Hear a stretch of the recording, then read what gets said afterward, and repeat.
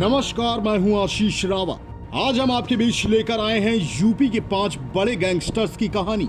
किसी ने 22 ठाकुरों को लाइन में खड़ा कर मार दी थी गोली, तो किसी ने मुख्यमंत्री की हत्या की सुपारी ली थी। जी हाँ, आज हम आपको बताने वाले हैं कुछ ऐसे ही इंटरेस्टिंग गैंगस्टर्स की कहानी, जिनकी कहानी सुनने में बहुत रोचक है। तो चलिए शुरुआत करते हैं। हाल ही में कानपुर में गैंगस्टर विकास दुबे और उसके साथियों ने 8 पुलिस वालों की हत्या कर दी। इस वारदात से पूरा देश दहल गया है। यूपी पुलिस ने उस पर 2.5 लाख रुपए का इनाम रखा है। आज हम उत्तर प्रदेश के ऐसे ही 5 बड़े अपराधियों की कहानी आपको बताएंगे, जिनके दहशत से लोग कांपते थे। तो इस लिस्ट में सबसे पहला नाम जो आता है वो है फूलन देवी। जी हाँ, ये एक जाना माना नाम है। बिहार के जंगलों की खूंखार डकैत, जिसके नाम से लोग सिहर जाते थे, जिसे गिरफ्तार करने के लिए उत्तर प्रदेश और मध्य प्रदेश की पुलिस ने जी जान लगा दी, लेकिन वह किसी के हाथ नहीं आ सकी। 1963 में उत्तर प्रदेश के जालौन जिले के एक गांव पुरवा में फूलन देवी का जन्म हुआ। गरीब और छोटी जात में जन्मी फूलन की शादी महज 11 साल की उम्र में 40 साल के एक शख्स के साथ कर दी गई। उस आदमी ने फूलन पर अत्याचार किए, उसका बलात्कार किया। इसके बाद फूलन एक डाकुओं के गैंग से जुड़ गई। उस गैंग का सरदार था बाबू गुज्जर और दूसरे नंबर पर था विक्रम मल्लाह।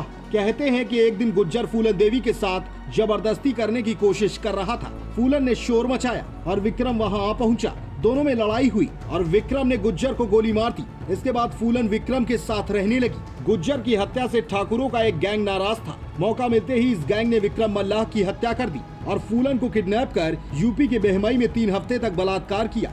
जैसा कि फूलन देवी पर बनी फिल्म बैंडिट क्वीन में दिखाया गया है, जैसे तैसे फूलन ठाकुरों के चंगुल से आजाद हुई और डकैतों के एक गैंग में शामिल हो गई। फूलन के मन में बदले की आग जल रही थी। 1981 वह बेमई गांव लौटी और गांव के 22 ठाकुरों को एक लाइन में खड़ा कर गोली मार दी। इनमें से 21 की मौत हो गई थी। पुलिस फूलन के पीछे पड़ गई। उसके सिर पर इनाम रखा गया। कई जगह छापा मारा गया, एनकाउंटर हुए, लेकिन फूलन पुलिस के हाथ नहीं आई।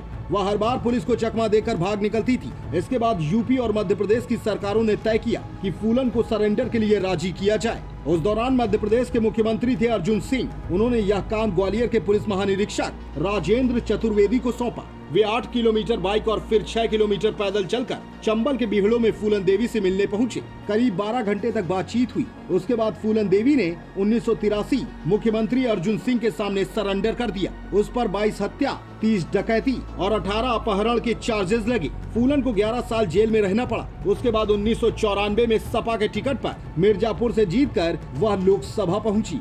1994 में ही शेखर कपूर ने बैंडिट क्वीन नाम से फूलन देवी पर फिल्म बनाई, जो काफी लोकप्रिय रही। 25 जुलाई 2001 को फूलन देवी की हत्या हो गई। इस लिस्ट में दूसरा सबसे बड़ा नाम है ददुआ, यानी बुंदेलखंड का वीरप्पन। एक साथ 9 लोगों को गोली मारकर हत्या कर दी थी। 1970 के दशक में शिव कुमार पटेल उर्फ ददुआ का नाम चंबल के बिहड़ों में दहशत का पर्याय था।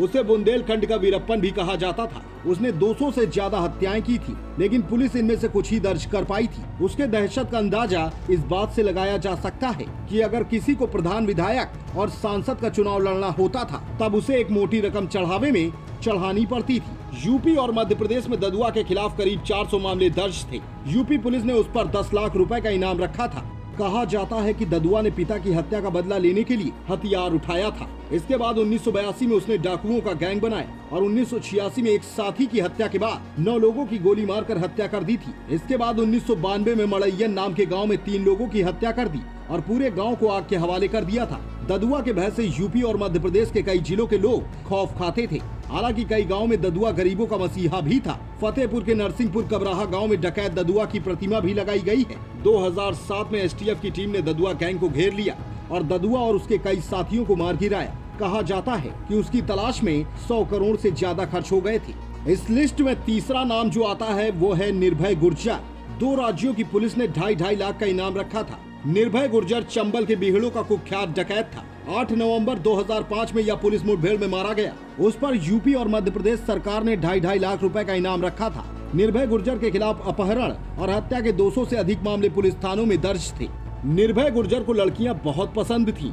वो अपनी गैंग में लड़कियों को भी रखता था। इनमें सीमा परिहार, मुन्नी पांडे, पार्वती उर्फ चमको, सरला जाटव और नीलम प्रमुख थी। उसने 4 शादियां की थी। कहा जाता है कि निर्भय गुर्जर के अपराधी बनने की शुरुआत एक चोरी के केस से हुई थी, जिसमें पुलिस ने उसकी जमकर पिटाई कर दी थी। इसके बाद वह डाकुओं के एक गैंग में शामिल हो गया। वहाँ उसका मतभेद हुआ तो अपना खुद का गैंग बना लिया और यूपी और मध्य प्रदेश के कई इलाकों में दहशत फैलाने लगा। चोरी, डकैती, हत्या के साथ ही वह लोगों के हाथ पैर भी काट लेता था।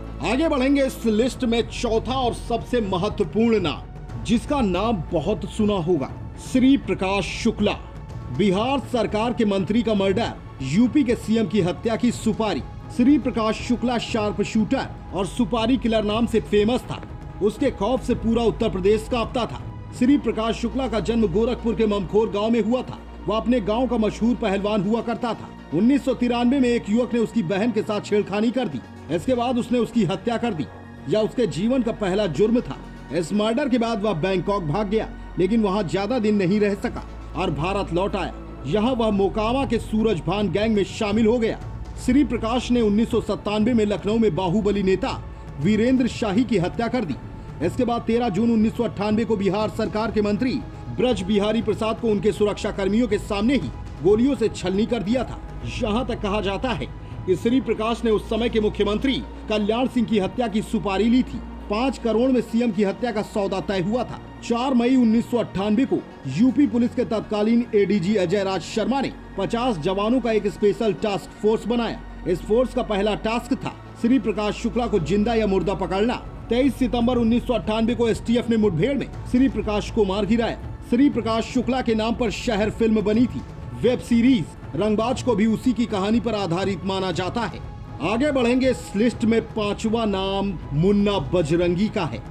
250 रुपए के तमंचे से खड़ा किया 250 करोड़ का साम्राज्य। पूर्वांचल के कुख्यात गैंगस्टर प्रेम प्रकाश सिंह उर्फ मुन्ना बजरंगी की हत्या 2018 में बागपत जेल में गोली मारकर की गई थी। लोग बताते हैं कि उसे बचपन से ही डाकुओं पर बनी फिल्में देखने का बहुत शौक था। 5वीं के बाद मुन्ना ने पढ़ाई छोड़ दी। महज 14 साल की उम्र में उसने मामूली विवाद में 250 रुपए में पिस्टल खरीदी थी और बिना कुछ सोचे समझे पड़ोसी की हत्या कर दी थी। इसके बाद उसने 1984 में एक व्यापारी की हत्या कर दी।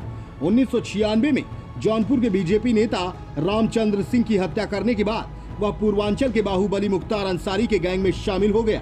1996 में ही मुख्तार अंसारी ने समाजवादी पार्टी के टिकट पर मऊ से चुनाव लड़ा और विधायक बना। इसके बाद पूर्वांचल में सरकारी ठेकों और वसूली के कारोबार पर मुख्तार अंसारी के इशारे पर मुन्ना करने लगा। 2005 में दिन दहाड़े भाजपा नेता की हत्या। 29 नवंबर 2005 को मुन्ना बजरंगी ने भाजपा विधायक कृष्णानंद राय की दिन दहाड़े हत्या कर दी। उसने अपने साथियों के साथ मिलकर कृष्णानंद राय की 2 गाड़ियों पर 400 से ज्यादा गोलियां चलाई थी। इस हत्याकांड के बाद वह मोस्ट वांटेड बन गया। उस पर 7 लाख रुपए का इनाम भी घोषित किया गया।